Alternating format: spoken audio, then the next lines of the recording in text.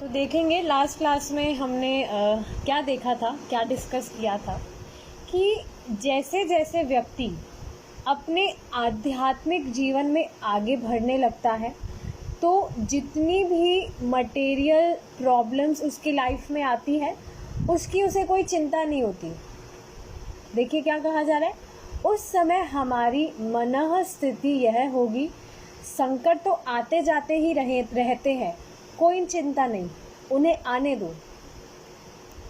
तो क्या ऐसी ये जो सिचुएशन है, ऐसी जो ये हमारा जो परसेप्शन है, जब हम भक्ति नहीं कर रहे थे तब क्या हमारा ये परसेप्शन था? खुद से ही आप विचार कीजिए, आपको अपने आप आंसर मिल जाएगा। पर आप अब देखिए, हम अपने आप सम होने लगते हैं। सम मतलब विचलित नहीं होते हैं। कुछ भी सिचुएशन अगर सामने आती है तो हमें पता है दैट भगवान सब कुछ संभाल लेंगे। वैसे भी हमारे कंट्रोल करने से तो कुछ कंट्रोल होगा भी नहीं, क्योंकि अल्टीमेटली जो कंट्रोलर है वो तो कृष्णा है, राइट? तो ये चीज़ है, जब तक मनुष्य भौतिक धरातल पर रहता है और अपनी पहचान नश्वर भौतिक तत्वों से निर्मित स्थूल शरीर के साथ करता है, जब तक हमारी देहात्म बुद्धि बनी रहती है कि हम ये देह है, हम ये शरीर है, वी आर दिस बॉडी, जब तक व्यक्ति अपनी पहचान इस शरीर से करता है तब तक ऐसा समझौता कर पाना बड़ा कठिन है। कैसा समझौता?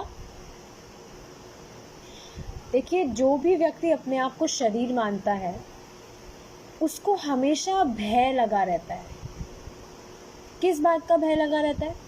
आप देखेंगे, अगर माता जी की बात करती हूँ मैं, जो भक्ति नहीं करती है, उनके अगर फेस पे कुछ पिंपल भी हो जाता है तो इतना टेंशन आ जाता है उनको, जैसे पता नहीं क्या हो गया हो। तो ऐसा क्यों है? खुद की पहचान अपने शरीर से कर रही है। हालांकि पिंपल आना कोई बड़ी चीज़ नहीं है, बस उनको लगता है कि हमारा जो सौंदर्य है उससे वो कम हो गया, इसलिए बस वो दुखी हो जाती है। या कुछ भी चीज़ हो, हमेशा व्यक्ति को भय लगा रहता है, और इसका कारण ये है क्योंकि वो खुद की पहचान इस भौतिक शरीर से करता है। तो जब तक देहात्म बुद्धि बनी रहती है तब तक जो व्यक्ति है वो इन सब चीज़ों को समझ ही नहीं पाएगा, सम आ ही नहीं पाएगा, विचलित हो जाएगा कुछ भी चीज़ होने पर। किंतु मनुष्य कृष्ण भावनामृत में जितनी अधिक प्रगति करता है वह शारीरिक उपाधियों और भौतिक बंधनों से उतना ही अधिक मुक्त होता चला जाता है। देखिए, ये बिल्कुल भी आर्टिफिशियल चीज़ नहीं है। जो भी भक्त नियमित रूप से भक्ति कर रहे हैं वो खुद ये चीज़ प्रैक्टिकली महसूस कर सकते हैं।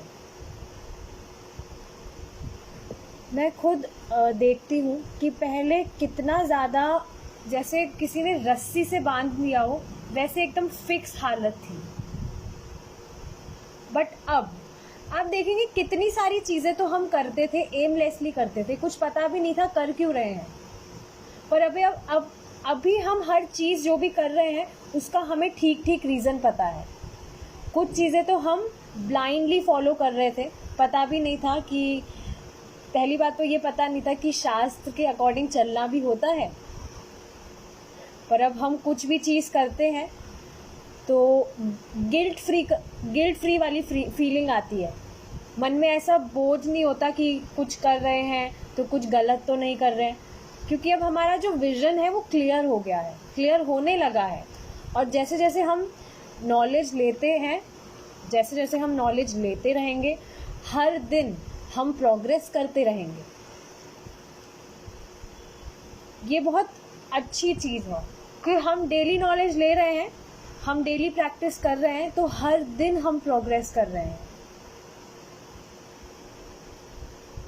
तो ये चीज़ है, जब व्यक्ति कृष्णा कॉन्शियस होता है तब ही वो इन सब चीज़ों से खुद को फ्री समझने लगता है।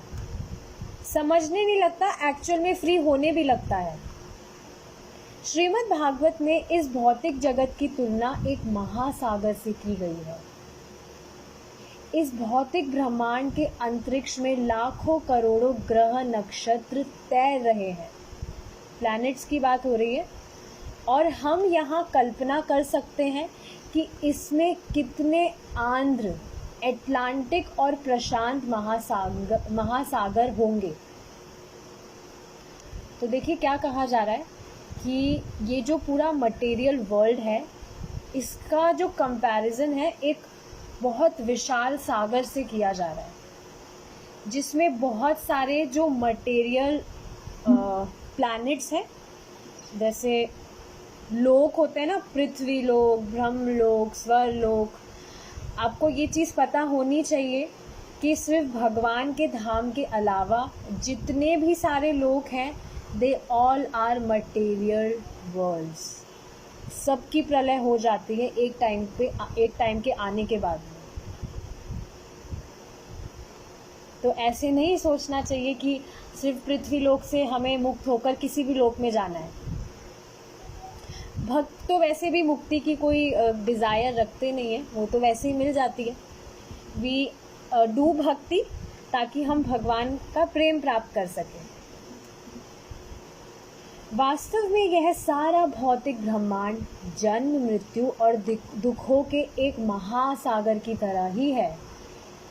तो ये जो भी आप देखते हैं, ओशंस वगैरह या कुछ भी सीन देखिए, वो कोई ब्यूटीफुल सीन नहीं है। ये सिर्फ हमारे आँखों का छलावा है कि हमें कुछ हम देखते हैं भौतिक दृश्य, हमें बहुत सुंदर लगने लगता है। कुछ सुंदर है नहीं यहाँ पर। क्या कहा जा रहा है? जन्म, मृत्यु और दुखों के एक महासागर की तरह ही है। इस अज्ञान के महासागर को पार करने के लिए एक सुदृढ़ नौका की आवश्यकता है, और वो सुदृढ़ नौका क्या है? भगवान श्री कृष्ण के चरण कमल। अब देखिए इसका अर्थ क्या है? सरेंडर, कृष्णा को सरेंडर कर देना। सरेंडर का मतलब क्या होता है? कृष्णा की शरण ले लेना, कृष्णा के चरण कमलों की शरण ले लेना। अब देखिए कृष्ण की शरण लेने का अर्थ ये नहीं है कि हम हमारा जो भी रिस्पॉन्सिबिलिटीज़ हैं उसको क्विट करके हम कहीं हमारे घर वालों को छोड़ के कहीं मंदिर में जाकर बैठ जाए। शरण लेने का मतलब ये बिल्कुल भी नहीं होता है। शरण लेने का मतलब क्या होता है? सरेंडर करने का मतलब क्या होता है कि पहले तो हम चीज़ों जो भी करते थे, हम अपने आप को कंट्रोलर समझते थे कि हम हमारी तरफ से चीज़ें कंट्रोल करेंगे हमारे हिसाब से। पर जब हमें नॉलेज मिलता है कि असल में तो चाहे से व्यक्ति कंट्रोल करने का ट्राई करे या ना करे, उसके हिसाब से चीज़ें तो वैसे भी नहीं होती। क्यों? क्योंकि अल्टीमेटली कंट्रोलर तो कृष्णा है। तो एक जो बुद्धिमानी व्यक्ति होता है वो क्या करता है? वो कृष्णा को सरेंडर कर देता है। सरेंडर का मतलब क्या है? सारा सिर्फ वो अपना कर्म करता है और जो भी फल है वो कृष्णा पे छोड़ देता है। कृष्णा यू हैंडल, मैं सिर्फ मेरा कर्म करूँगा, अब इससे क्या कर्म फल आता है वो आप देखिए, मैं अपना दिमाग नहीं लगाऊंगा। क्योंकि आप देखेंगे जो हम दिमाग लगाते हैं वो परेशानी का कारण ही तो बनता है। क्यों? क्योंकि हम एक्सपेक्टेशंस रखते हैं कि चीज़ें हमारे हिसाब से होनी चाहिए, और जब हमारे हिसाब से चीज़ें नहीं होती है, हमेशा उल्टी चीज़ें होती है, तो फिर वो दुख का कारण बनता है। तो बुद्धिमानी क्या है? सरेंडर। और आप देखेंगे जब आप सरेंडर करते हैं तो आपने जैसा सोचा नहीं था उससे भी ज़्यादा अमेजिंग चीज़ें होने लगती है।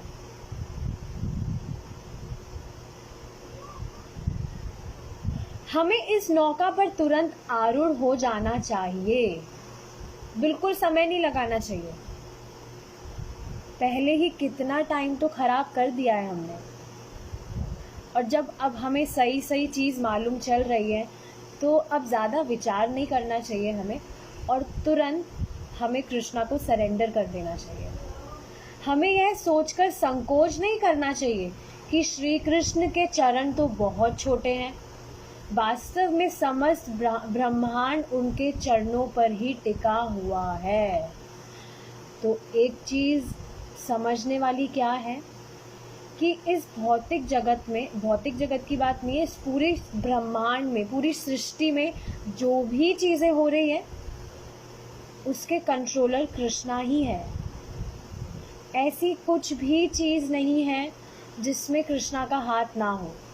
कुछ भी आपके साथ हो रहा है, कुछ भी चीज़ें आप देखते हैं, उसके पीछे का जो कारण है वो कृष्णा ही है। अब आप सोचिए, सर्वशक्तिशाली व्यक्ति जो है श्री कृष्ण, भगवान श्री कृष्ण, अगर उनको हम सरेंडर कर दें तो कितना सुंदर भविष्य होगा हमारा। और ऐसा बिल्कुल भी नहीं है कि अगर हम सरेंडर कर रहे हैं तो कृष्णा ध्यान नहीं देते। कृष्णा हर एक व्यक्ति पर ध्यान देते हैं, वो भी व्यक्तिगत रूप से। तो मन में डाउट नहीं रखना चाहिए, पता नहीं मैं कुछ कर रहा हूँ, कृष्णा देख भी रहे हैं या नहीं देख रहे हैं। ऐसा नहीं है। हम जो भी करते हैं कृष्णा उसे नोटिस करते हैं, कृष्णा उसे रजिस्टर कर लेते हैं हमेशा के लिए। कहा जाता है कि श्री कृष्ण के चरण कमलों में शरणागत मनुष्य के लिए यह भौतिक ब्रह्मांड गाय के बछड़े के खुर चिन्ह में भरे जल से अधिक नहीं रहता। ऐसे छोटे से गोकुल को पार करना निश्चित रूप से कठिन नहीं है। तो देखिए, जब हम हमारी लाइफ में जो भी प्रॉब्लम्स आती है हम उसको कितना एग्जैजरेट कर लेते हैं, कितनी बड़ी बड़ी लगती है हमें वो। आप देखेंगे कुछ भी छोटी प्रॉब्लम भी होती है तो व्यक्ति इतना ज़्यादा परेशान हो जाता है और क्या क्या मतलब बोलने लगता है, अरे मैं तो ख़त्म हो गया, मैं तो बर्बाद हो गया, मेरा तो सब कुछ लूट गया, पता नहीं क्या क्या। जबकि ऐसा कुछ है नहीं। वो बस अज्ञान की वजह से व्यक्ति सोचता है कि उसके साथ कुछ भी छोटी मोटी प्रॉब्लम्स आ रही है तो बहुत बड़ी प्रॉब्लम है, ये अज्ञान का कारण है। तो जब हम भगवान की शरण लेते हैं तो क्या कहा जा रहा है, छोटे से गोखुर की तरह लगता है ये भौतिक जगत, हमें बहुत छोटी सी चीज लगती है। क्यों? क्योंकि हमें हमारा जो बड़ा उद्देश्य है वो मिल जाता है। पहले भी देखिए, हम जो भी काम कर रहे होते थे तो एमलेसली ही तो कर रहे होते थे। हम समझते थे कि यहाँ पर जो भी हम करेंगे, अगर हम फेमस हो जाएंगे, हमें कोई बड़ा डेजिग्नेशन मिल जाएगा तो वो ही सर्व सिद्धि है, सबसे श्रेष्ठ सिद्धि वही है। पर अगर सच में वो सर्वश्रेष्ठ होता तो वो तो हमेशा के लिए होना चाहिए था ना, नश्वर क्यों होता है फिर वो? पर अब हम जैसे जैसे नॉलेज ले रहे हैं हमें पता लग रहा है, हमें पता लग गया है कि अल्टीमेट पर्पस क्या है। तो फिर ये भौतिक जो जगत है ये छोटे से गोखुर की तरह ही तो लगेगा।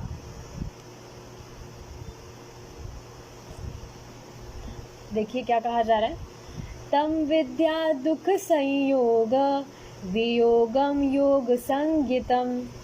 यही भौतिक संयोग से उत्पन्न हुए समस्त कलेशों से वास्तविक मुक्ति है। क्या वास्तविक मुक्ति है?